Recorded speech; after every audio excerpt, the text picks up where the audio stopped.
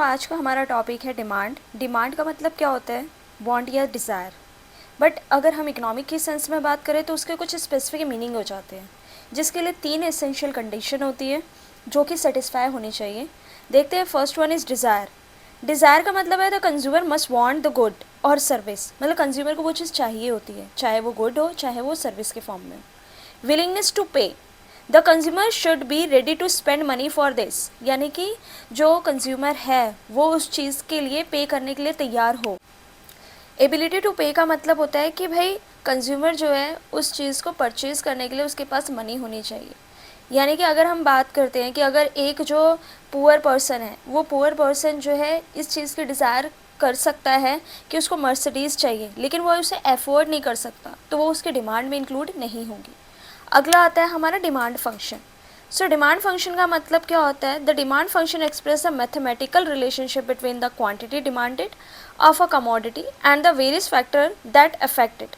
यानी कि डिमांड के फंक्शन में क्या क्या चीज़ें इंक्लूड होती हैं जो उसको अफेक्ट करती हैं, किसको? किसी भी कमोडिटी को। Demand function equals to price of x commodity, then again है आपका price of related goods, then क्या हो जाएगा? Income of the consumer, then taste and preference, then future prices expectations, E for expectations, and N for number of buyers, and advertisement and all include in that. Demand function का मतलब क्या होता है कि भाई ये सारी जितनी भी चीज़ें हैं ये समवेयर क्या करती हैं? आपके डिमांड्स को अफेक्ट। डिमांड शेड्यूल के बारे में पढ़ते हैं। डिमांड शेड्यूल क्या होता है आपका? Different quantity of a commodity that consumer is willing to buy at a different price at a given point in time. एक तरीके का आपका टेबुलर रिप्रेजेंटेशन होता है, जैसे यहाँ पे दे रखा है, लेकिन इसके दो टाइप हो जाते हैं। पहला टाइप हो जाता है आपका individual demand schedule, second is market demand schedule. Individual demand schedule में हम केवल एक सिंगल कंज्यूमर की बात करते हैं। मार्केट डिमांड शेड्यूल में हम जो है सारे कंज्यूमर्स की बात करते हैं। जो इंडिविजुअल डिमांड शेड्यूल है उसका जो कर्व होगा वो नॉर्मली बन जाता है, जैसे डिमांड कर्व बनता है, ये हो जाएगा वाई, ये हो जाएगा एक्स, ये हो जाएगा आपका डिमांड कर्व। लेकिन अगर हम बात करते हैं मार्केट वाले का, तो मार्केट वाले का थोड़ा सा फ्लैट बनता है, डी डी और यहाँ पे एक्स वाई और यहाँ पे मार्केट, ठीक है। और ये हो जाएगा आपका क्वांटिटी इस वाले पे, और यहाँ पे हो जाता है आपका प्राइस, ठीक है। उसके बाद यहाँ पे बता रखा है, इंडिविजुअल डिमांड शेड्यूल को बना रखा है कि जब प्राइस 50 था तो उस पर जो है, यानी कि प्राइस लो हाई था तो उस पर डिमांड कितनी हो रही थी? लो हो रही थी। लेकिन वहीं पे प्राइस जो है कम हो गया तो आपकी डिमांड क्या होगी? हाई होगी। उसके बाद पढ़ते हैं law of demand. Law of demand का मतलब क्या होता है कि जितने भी फैक्टर्स हमने डिमांड फंक्शन में पढ़े हैं सारे के सारे क्या हैं? कॉन्स्टेंट हैं।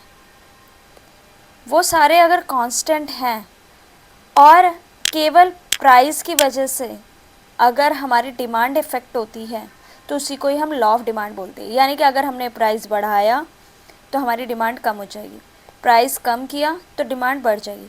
यानी कि इन्वर्सली रिलेशन है आपका प्राइस और क्वांटिटी के बीच में, तो उसी को हम लॉ ऑफ डिमांड बोलेंगे, ठीक है।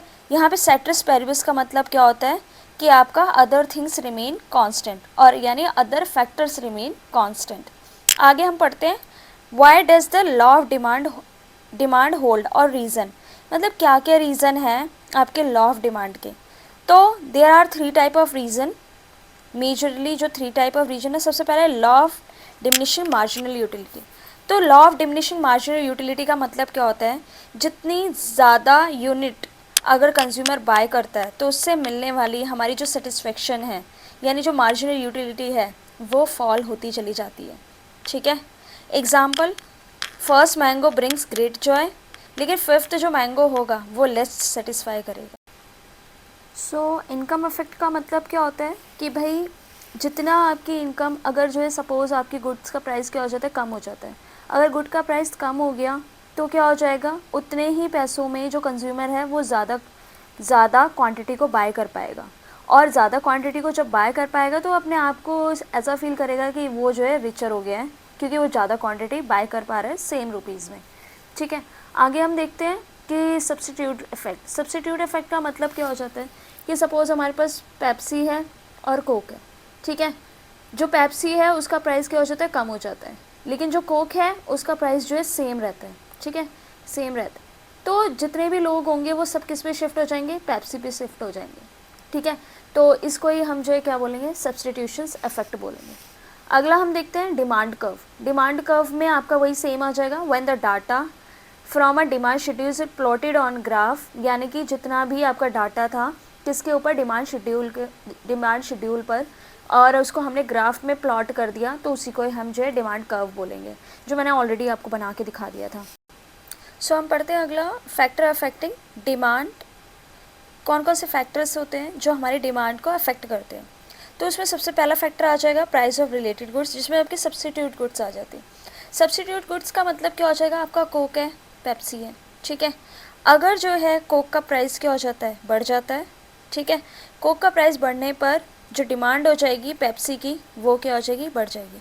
यानी एक के प्राइस बढ़ने से दूसरी की डिमांड क्या हो जाती है, बढ़ जाती है।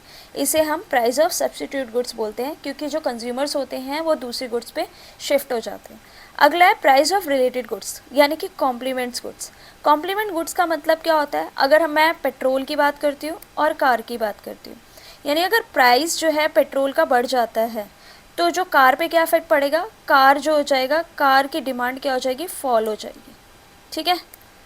इसका मतलब क्या है, इनडायरेक्ट रिलेशन पढ़ना किस पे, अगर पेट्रोल का प्राइस राइज हो रहा है तो डिमांड किसकी कम हो रही है, कार की कम हो रही है। अगला आ जाता है कंज्यूमर इनकम, यानी कि नॉर्मल गुड्स के लिए। नॉर्मल गुड्स का मतलब क्या होता है, भाई इनकम बढ़ेगी पर्सन की, ठीक है, तो वो नॉर्मल गुड्स का कंजप्शन क्या कर देगा, बढ़ा देगा। इनकम कम होगी तो नॉर्मल गुड्स का कंजप्शन भी क्या कर देगा, कम कर देगा। उसके बाद आ जाता है इन्फीरियर गुड्स। किसी भी पर्सन की अगर इनकम बढ़ेगी तो वो घटिया क्वालिटी की गुड्स का कंजम्पशन नहीं करेगा, वो क्या करेगा, उसकी जो है जो डिमांड हो जाएगी वो क्या हो जाएगी, फॉल हो जाएगी। वहीं पे अगर किसी पर्सन की इनकम क्या हो जाती है, कम हो जाती है, तो जो गिफिन गुड्स होती है, इन्फीरियर गुड्स होती हैं, उनका जो डिमांड हो जाएगी वो क्या हो जाएगी, इंक्रीज़ हो जाएगी, ठीक है। उसके बाद आ जाता है आपका टेस्ट और प्रेफरेंस। भाई टेस्ट और प्रेफरेंस का मतलब क्या होता है कि अगर जो है, इसका मतलब क्या होता है कि अगर कोई भी ट्रेंड चल रहा है, ट्रेंड का मतलब क्या होता है, positive change, demand rises, negative change, demand falls. Yoga trend, demand for yoga mats rises, मतलब क्या होता है, कोई भी ट्रेंड चल रहा है तो उस बेसिस पे क्या हो जाएगा, आपका जो है उस चीज़ की डिमांड भी क्या हो जाएगी, बढ़ जाएगी। यानी कि कोई भी पर्सन है, अगर कोई भी फैशन की बात हो गई है, ठीक है, कोई भी चीज़ फैशन में चल रही है तो यानी उसकी जो डिमांड क्या हो जाएगी, बढ़ जाएगी। और कोई भी चीज़ आउटडेटेड हो चुकी है तो उसकी डिमांड क्या हो जाएगी, कम हो जाएगी। अगला है future price expectations. Future price expectations का मतलब क्या होता है, suppose expect price to rise by more now, experts expect price to fall by less now.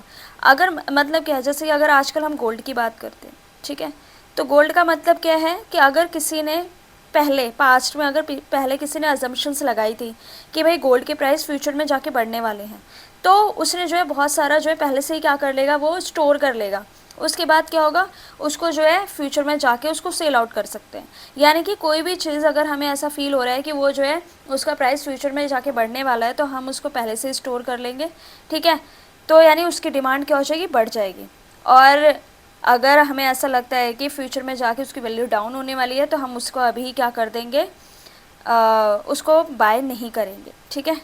Suppose before GST hike people bye electronic in bulk, यानी कि GST बढ़ने वाला है तो पीपल ने क्या किया, इलेक्ट्रॉनिक्स को बल्क में ख़रीद लिया। अगला है पॉपुलेशन या नंबर ऑफ़ बायर। जितने ज़्यादा बायर होंगे उतना ज़्यादा मार्केट डिमांड बढ़ेगी, ठीक है, और जितने कम पॉपुलेशन होगी उतना नंबर ऑफ़ बायर्स क्या होंगे, कम होंगे। एडवर्टाइजमेंट, इफेक्टिव ऐड होगी, डिमांड बढ़ेगी, इफेक्टिव ऐड नहीं होगी, डिमांड क्या हो जाएगी, कम हो जाएगी। सो आज वीडियो में हमने जो है फैक्टर अफेक्टिंग डिमांड कर्व तक किया है, ठीक है, कि डिमांड्स को क्या क्या अफेक्ट करते हैं। अगली वीडियो में हम आगे का चैप्टर कंटिन्यू करेंगे। Thank you.